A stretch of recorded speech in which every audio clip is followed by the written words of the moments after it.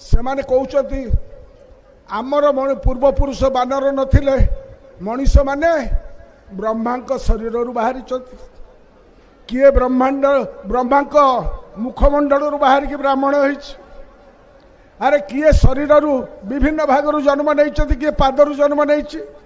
ये जो graded inequality करागला ये वैज्ञानिक सम्मेलन में सत्यपाल सिंह जे केंद्र सरकार मंत्री थे सी जा कहला